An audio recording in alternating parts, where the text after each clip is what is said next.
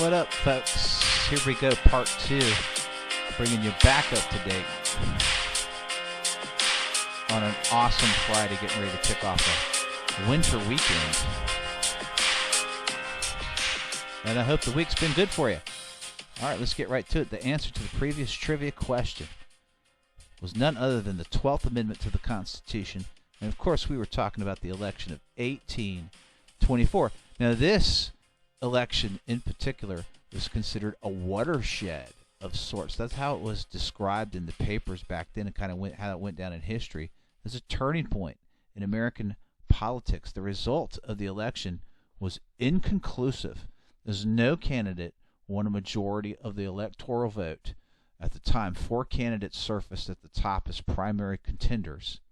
For the position of commander-in-chief, we had Andrew Jackson, John Quincy Adams. Andrew Jackson was the favorite, by the way. Henry Clay and William Crawford, because none of the candidates for president garnered an electoral vote majority. And at the time, 131 was needed to win. I've kind of created a little chart there for you, which I posted in the top right as we kind of trickle down through the history of this. The election was then sent to the U.S. House of Representatives for a contingent election to be held. And as a result of this, John Quincy Adams was the victor. He was elected president without getting the majority of the electoral or the popular vote.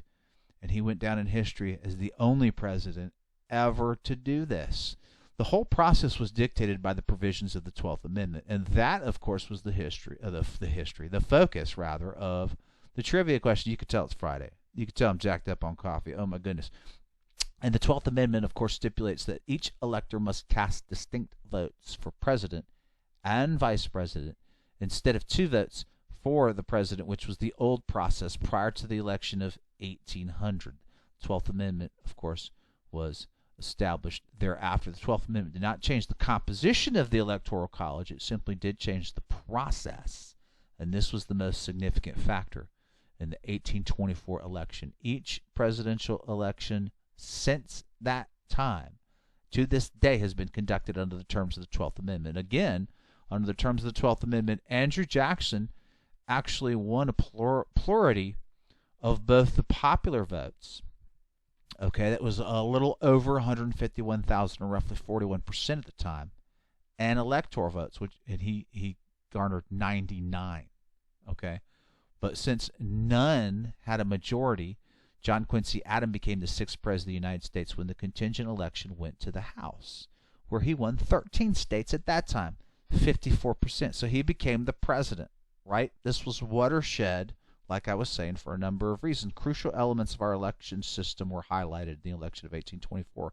The nomination of candidates, the popular election of electors, the Electoral College itself, and the election of the president in the House, when no candidate receives a majority in the Electoral College.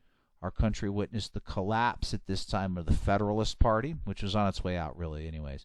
A whole slate of candidates who were all Democratic Republicans, all 4 of these top contenders were, and the end of the congressional caucus system for nominating candidates, and eventually the development of a new, quote-unquote, I'm using air quotes there, so-called 2-party system in the United States, which, of course, as we all know, still exists to this day.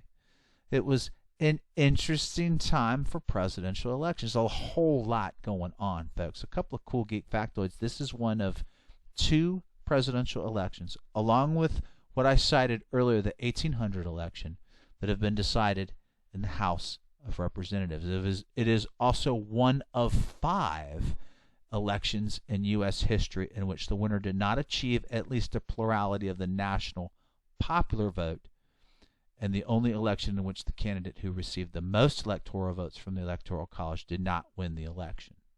Okay. I thought it was interesting, too. Crawford won North Carolina in the House, right? But he did not win it in the popular vote. I think he only had like Georgia and West Virginia and Virginia, but he picked up North Carolina in the House. Just for those who are keeping up with our home state, FYI, I thought that was pretty cool. Adams' victory shocked Jackson, and he was the favorite, as he expected the House to choose him. And later there was a controversy of sorts where a member of Congress essentially accused Clay, which was one of the four, of selling Adams his support for office of the secretary, which at the time, and that was significant because at the time it was historically considered an heir to the presidency, a pathway straight to the presidency.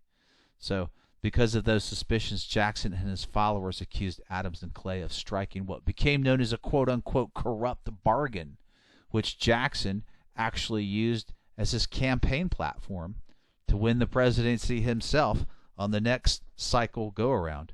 So that was pretty significant in that regard. So he eventually got into the White House himself, and that was all the election of 1824 and the 12th Amendment to the Constitution of the United States. All right, folks, let's get the weekend started right here and right now for a brand new trivia question for December 2nd. Here we go on this day. In 1845, speaking of presidents, U.S. President James K. Polk announces to Congress that the United States would aggressively expand into the West. Go West, young man. This was a widely held belief that newspaper editor John O'Sullivan would go on to call this. Have a good weekend, folks. Go enjoy yourselves. Have some fun. You deserve it. Take care of each other. I'll see you next time.